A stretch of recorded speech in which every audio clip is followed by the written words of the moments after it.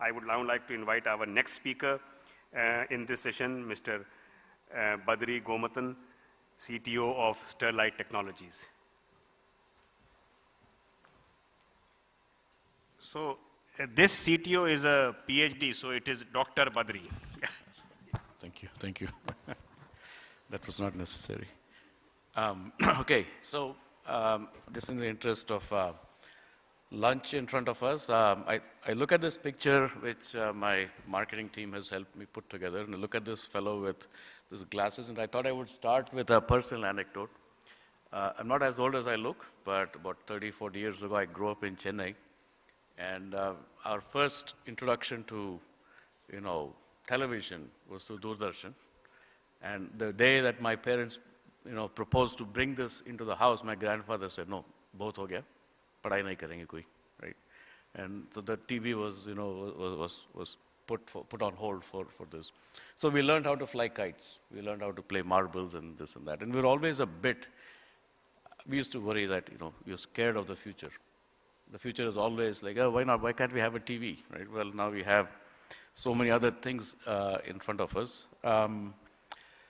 Essentially, what is happening, we've heard this through the day, hyperconnectivity, millions of endpoints, customers want higher speed, and so on and so forth.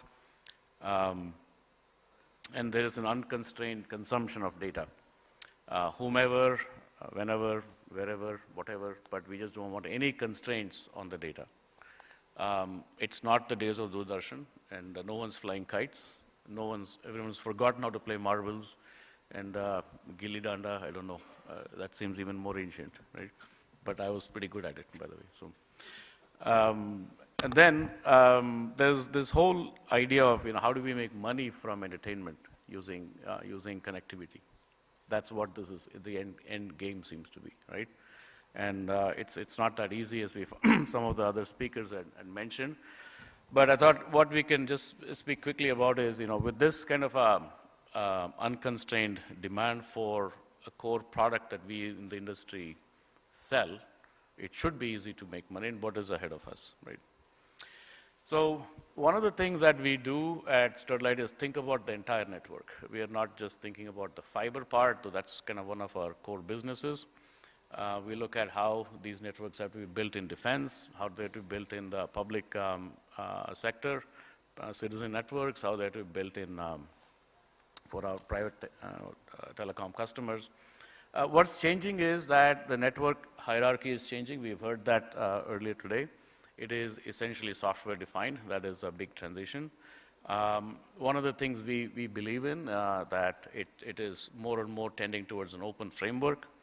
And as far as the network itself, the physical network itself is concerned, the costs associated with bringing high quality connectivity has to go through a transformational way of design principles and the structured way of rolling it out. And the last part, I think Abhay mentioned earlier, which is not the last, but the most important part, that how do you extract information about the people who buy your core product and use it more to serve them better, right? The analytics and the intelligence part. And putting it all together is really where I think this future is, and we shouldn't be scared of it. There are lots of changes coming ahead, right? Highly dense fiber infrastructure, 5G is leading the way for this future. We have heard that several times today. I won't dwell on it so much other than to say that there is a long way to go in India on the road to deep fiberization, right? Some statistics here, but to serve peak rates of about a gigabit per second on a mobile infrastructure, we're really talking about every tower and nearly every residential complex connected through some kind of fiber connectivity. Right? Network design, the algorithmic design, meaning that standardization of inputs, predictable output so that your capacity is always available where you need it, and a flattened network, meaning that the edge and the access, the paradigms we think about, the customer sits in the access and everybody else sits in the core. I mean, that is fading more and more, right? Fixed wireless as an extension to fiber, that's coming ahead. It changes your dynamics on reach, better use of spectrum coverage, and a seamless experience for broadband. So we think this is an important dimension that's coming along, and we're looking forward to it. Web-scale programmable networks. We use the word web-scale a lot these days. What it just means is the ability to serve connectivity at some of the largest scales possible in a data center in a large telecom network distributed across large geographies, right? That's the ambition for web-scale telecom networks.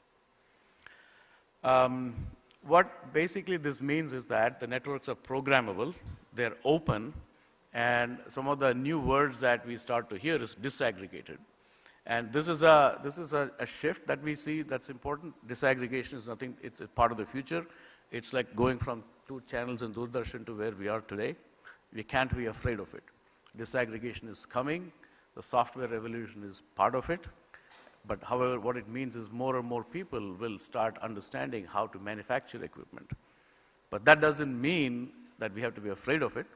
It just means there's going to be diversity to achieve that end goal of harvesting more information about your customers through analytics, through intelligence, and disaggregation is one of the fastest ways out there. I see I'm out of time, and some of the largest countries in the world, including India, is expected to invest heavily in this direction. 4 out of the 5 countries happen to be in Asia, so this is our time for this next phase of the future.